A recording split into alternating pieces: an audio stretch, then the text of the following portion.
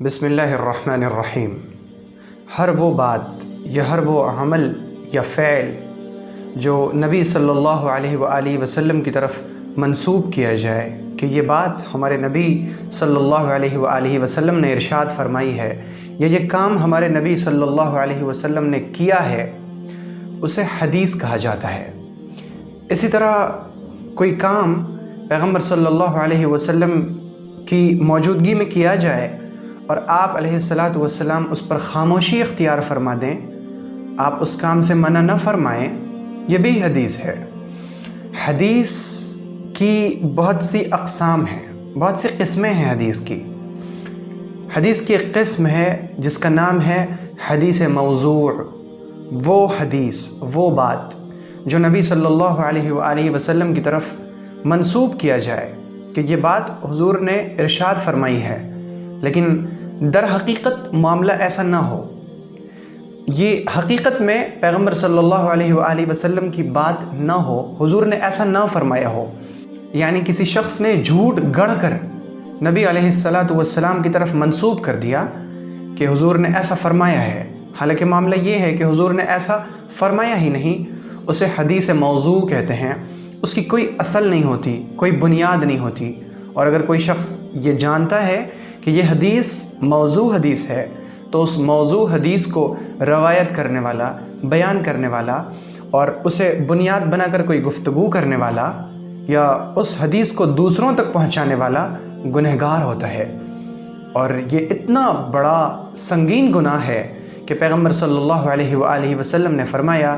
من کذب علی متعمدا فلیتبوأ مقعدہ من النار، کہ جو شخص مجھ پر جان بوجھ کر جھوٹ باندھے کہ محمد صلی اللہ علیہ وسلم نے ایسا فرمایا حالانکہ میں نے وہ بات نہیں کہی ہے،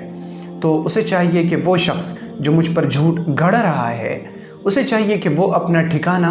جہنم میں بنا لے۔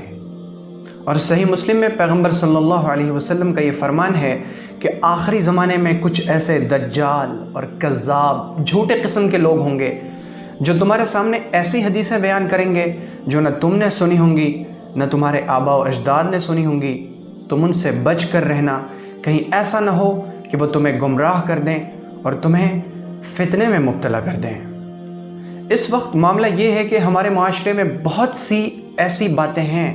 جو حدیث کے طور پر سنی جاتی ہیں، پڑھی جاتی ہیں، نقل کی جاتی ہیں، ایک دوسرے کو اس کی تلقین کی جاتی ہے، لیکن معاملہ یہ ہے کہ اس حدیث کی کوئی حقیقت ہی نہیں ہے، وہ بالکل بے اصل ہے، بے بنیاد ہے، موضوع ہے۔ موضوع روایتیں اس زمانے میں بہت زیادہ عام ہو گئی ہیں،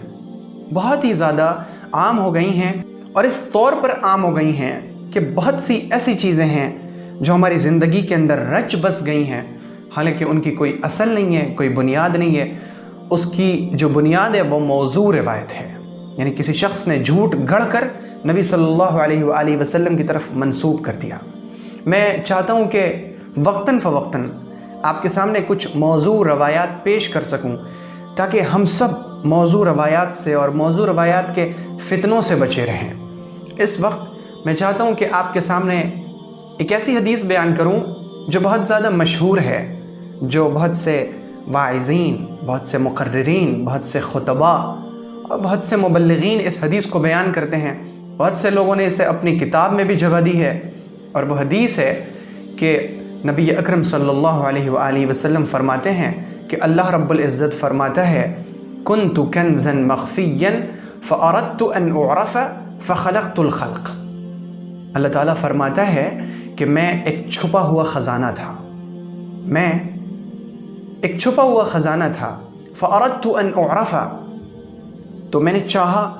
کہ میں پہچانا جاؤں، میں نے چاہا کہ کوئی ایسا ہو جو مجھے پہچانے، فخلقت الخلق، تو پھر میں نے مخلوق کو پیدا کیا۔ یہ حدیث، یہ جیسے ہم حدیث تھوڑی دیر کے لیے کہہ لیں کہ یہ حدیث بہت زیادہ بیان کی جاتی ہے، کتابوں میں لکھی جاتی ہے، ایک دوسرے کو بتائی جاتی ہے، اس کی بنیاد پہ لمبی لمبی گفتگو ہوتی ہے، لیکن معاملہ یہ ہے کہ اس کی کوئی حقیقت نہیں ہے، یہ پیغمبر صلی اللہ علیہ وآلہ وسلم کا فرمان ہے ہی نہیں، یہ روایت بالکل موضوع ہے، بے اصل ہے، من گھڑت ہے، بے بنیاد ہے۔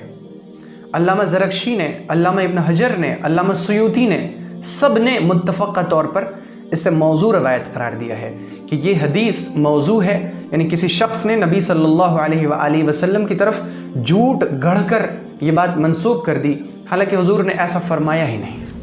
اب ذرا آپ اس حدیث کے متن میں غور کیجئے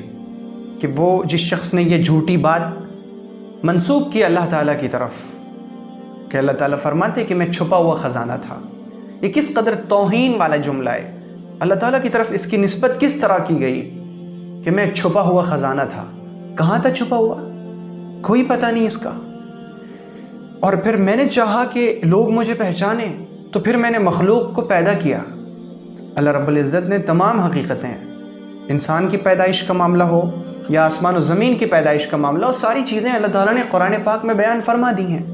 پیغمبر صلی اللہ علیہ وآلہ وسلم نے جو لازمی اور ضروری باتیں تھیں وہ ہم سب کو بتا دیا کہ اللہ تعالیٰ نے کس طرح پیدا کیا، اور پیدا کرنے سے پہلے اللہ کا عرش پانی پر تھا۔ وہ کون سا پانی تھا، اللہ کا عرش کیسا تھا، اور پانی پر ہونے کی اس کی کیفیت کیا تھی، یہ سب کچھ اللہ کے علم میں ہے۔ لیکن ہم اگر اس چیز کا عقیدہ رکھتے ہیں کہ اللہ تعالیٰ تمام مخلوقات کو پیدا کرنے سے پہلے ایک چھپا ہوا خزانہ تھا، تو یقیناً بے شک ہمارا یہ عقیدہ رکھنا، ہماری یہ سوچ انتہائی غلط ہے، اور اس کی بنیاد یہی موضوع حدیث ہے۔ اور بڑی لعنت ہو اس شخص پر جس نے جان بوجھ کر پیغمبر صلی اللہ علیہ وآلہ وسلم کی طرف جھوٹی بات منسوب کی، اور اس شخص کا ٹھکانہ جہنم ہے۔ ہمیں چاہیے کہ ہمارے سامنے جب بھی کوئی روایت بیان کی جائے ہم اس کی جانچ پڑتال کریں، اس کی تحقیق کریں۔ خود نہیں کر سکتے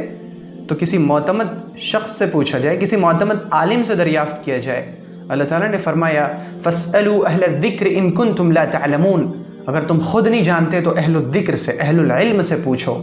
اہل علم بہت ہیں، آپ تحقیق کریں پھر عمل کریں۔ میں انشاءاللہ کوشش کروں گا کہ وقتاً فوقتاً آپ کے سامنے موضوع احادیث کو بیان کروں، اور موضوع احادیث بیان کرنے کا میرا مقصد یہ ہوگا کہ ہم سب موضوع احادیث سے بچیں اور موضوع احادیث کے فتنوں سے بچیں انشاءاللہ۔ اگر آپ کو یہ ویڈیو پسند آئی ہو تو ویڈیو کو لائک کریں اور شیئر کریں، اور چینل کو سبسکرائب کرنا ہرگز نہ بھولیں۔